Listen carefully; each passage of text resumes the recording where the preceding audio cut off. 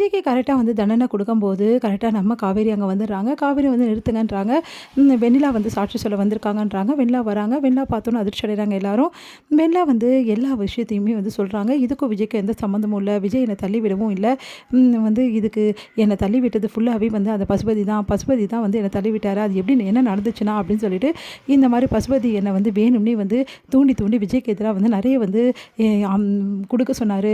அதே மாதிரி நானும் நிறைய பேட்டி அதே மாதிரி விஜய் பற்றி தப்பாக பேசிகிட்டு இருந்தேன். என்ன பசுபதி வந்து பயன்படுத்திட்டு இருந்திருக்காரு விஜய்க்கு எதிராக அப்படின்னு சொல்லிட்டு அப்புறம் தான் நான் தெரிய வருது. அதனால் ஒரு கட்டத்தில் செமைய டென்ஷன் ஆகி எதுக்காக இவ்வளோ பண்ணீங்க விஜய் வெறுப்பை நான் சமாளிச்சிட்டேன் அப்படின்னு சொல்லிட்டு நான் அவர்கிட்ட திட்டிகிட்டு இருந்தேன். அப்போ உடனே வந்து நான் அப்படி தான் பண்ணுவேன்னாரு. எனக்கு செமையாக கோவம் ஏன் இப்படி பண்ணீங்கன்னு சொல்லிட்டு அவரோட சட்டையை பிடிச்சி கேள்வி கேட்டேன். அப்போ கரெக்டாக வந்து அவர் என்ன பண்ணுறாரு என்னை தள்ளி பிடிச்சி கீழே தள்ளி விட்டுட்டாரு. இதாங்க நடந்தது அப்படின்னு சொல்லிட்டு சொல்கிறாங்க. இதுக்கெல்லாம் காரணம் பசுபதி தான் விஜய் இல்லை அப்படின்னு சொல்லிட்டு சொல்கிறாங்க. அதை கேட்டு எல்லாருமே அதிர்ச்சி அடைகிறாங்க. உடனே வந்து அப்போது எல்லாத்துக்கும் காரணம் பசுபதி தானே. ஆமாம் சார் அப்படின்னோடனே பசுபதி அரெஸ்ட் பண்ணுங்கள். எந்த தப்பும் செய்யாத விஜயை நான் வந்து இந்த கேஸ்லேருந்து விடுவிக்கிறேன் அப்படின்னு சொல்கிறாரு. அதை கேட்டு எல்லாருமே நிம்மதி அடைகிறாங்க. அடுத்து வந்து இங்கே விஜய் ரொம்ப சந்தோஷப்படுறாரு. காவேரி பார்த்து அப்படியே நெகிழ்ச்சி அடைகிறாரு.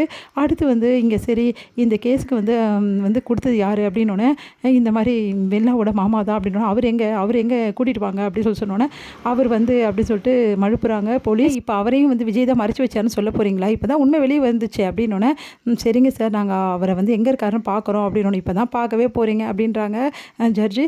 சார் அவர் இங்கே இருக்கார் சார் அப்படின்னு சொல்லிட்டு அங்கே வராரு குமரன். அதை பார்த்து எல்லாம் அதிர்ச்சி அடைகிறாங்க. உடனே வெண்ணிலாவோட மாமா கூட்டிகிட்டு வராரு. வெண்ணிலாவோட மாமா வந்து சார் வெண்ணிலா சொன்னதெல்லாம் உண்மை தான் சார். நான் வேணும்னே வந்து கம்ப்ளைண்ட் கொடுத்துட்டேன் சார். அவர் வந்து அந்த பசுபதி என்னை மிரட்டினா சார். என் குடும்பத்தையே வந்து இந்த உலகத்தை விட்டு அமுச்சிடுவேன்னு சொன்னான் சார். அதனால தான் சார் இப்படி பண்ணிவிட்டு என்னை மன்னிச்சிடுங்க சார் அப்படின்னு சொல்லிட்டு மன்னிப்பு கேட்குறாரு.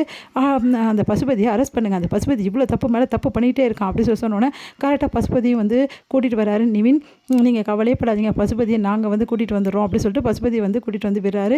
உடனே பசுபதி போலீஸ் வந்து அரெஸ்ட் பண்ணுறாங்க. இவ்வளவும் செஞ்ச பசுபதிக்கு கடுமையான தண்டனை விதிக்கிறதுக்கான எல்லாமே இருக்குது. அதனால் பசுபதிக்கு தண்டனை கொடுக்குறேன் அப்படின்னு சொல்லிட்டு பசுபதி ஜெயிலில் அடைச்சிடுறாங்க. இங்கே வந்து விஜயை ரிலீஸ் பண்ணிடுறாங்க. விஜய்க்கு சந்தோஷம் தாங்க முடியல. அப்படியே ஓடி வந்து ரிலீஸ் ஆனோன்னே நம்ம காவேரி வந்து அப்படியே கட்டிக்கிறாரு. காவேரியோட கைகளை பிடிச்சிட்டு அழறாரு. தேங்க்ஸ் காவேரி, இல்லைனா நான் வந்திருக்கவே முடியாது அப்படின்றாரு. உடனே வந்து காவேரி அப்படியே கண்கலங்குறாங்க. இது எல்லாத்தையும் எல்லாரும் பார்த்து சந்தோஷப்படுறாங்க. ஆனால் வெண்ணிலா செம்ம காண்டாக பார்த்துட்டே இருக்காங்க. என்ன இவ என் கூட சேர்த்து வைக்கிறேன்னு சொன்னால் இப்போ விஜயோட கையை பிடிச்சி நிற்கிறா. அப்போ சேர்த்து வைக்க மாட்டாளா? அப்போ வேணும்னே இந்த வாட்டி என்னை ஏமாத்திருக்கா அப்படின்னு சொல்லிட்டு டென்ஷன் அப்படியே பார்த்துக்கிட்டே இருக்காங்க. உடனே காவேரி பார்த்து வந்து விஜய் வந்து அப்படியே நிகழ்ச்சியாக அப்படியே பார்த்துட்டு இருக்கும்போது வெண்ணிலாவை வந்து பார்த்துட்ருக்காங்க. நம்ம காவேரி பார்த்துட்டோன்னு கையை எடுத்துடுறாங்க. சரிங்க நீங்கள் வீட்டுக்கு போங்க, அப்புறமா வந்து நான் பார்க்குறேன். தாத்தா பாட்டிலாம் உங்களை நினச்சி கவலைப்பட்டுட்டு இருப்பாங்க. என்ன காவேரி நீயும் வீட்டுக்கு வா காவேரி. இல்லைங்க உங்களுக்கே தெரியும்ல நான் வீட்டில் எவ்வளோ பிரச்சனையை ஹேண்டில் பண்ணிகிட்ருக்கேன்னு. அதனால் நான் மாமா கூட போகிறேன், நீங்கள் வீட்டுக்கு போங்க, அதுக்கப்புறம் உங்களை நான் பார்க்க வரேன்னு சொல்லிட்டு காவேரி வந்து கிளம்புறாங்க.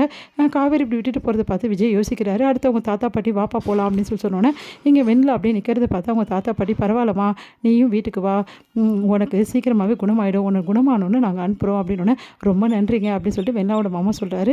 நீ கவலைப்படாதீங்க, வெண்ணிலாவுக்கு ட்ரீட்மெண்ட் பார்த்து நல்லபடியும் உங்களுக்கு கூட அனுப்பிச்சி விட்றோம் அப்படின்னு சொல்லிட்டு நம்ம தாத்தா பாட்டி வந்து சொல்கிறாங்க. அதை கேட்டு அவங்களும் வந்து நிம்மதி அடைகிறாங்க. மாமா வெண்ணிலா விஜய் வீட்டுக்கு போயிருக்கலாம் அப்படின்னு சொல்லிட்டு அவங்க மாமா வந்து கூட்டிகிட்டு போகிறாரு.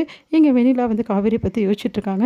காவேரி இப்போ கிளம்பிட்டா, உண்மையிலே கிளம்பிட்டாளா இல்லை மறுபடியும் விஜய் தேடி வருவாளா அப்படின்னு சொல்லிட்டு யோசிச்சுட்டே வந்து போகிறாங்க. என்னம்மா யோசனையாக இருக்க அப்படின்னு சொல்லிட்டு அவங்க மாமா கேட்குறாரு. ஒன்றும் இல்லை மாமா அப்படின்னு சொல்லிட்டு யோசனை பண்ணிகிட்டே காவேரி பற்றி போகிறாங்க. வந்து மனசு இல்லாமல் விஜய் விட்டுட்டு அங்கேருந்து கிளம்பி போயிட்டுருக்காங்க.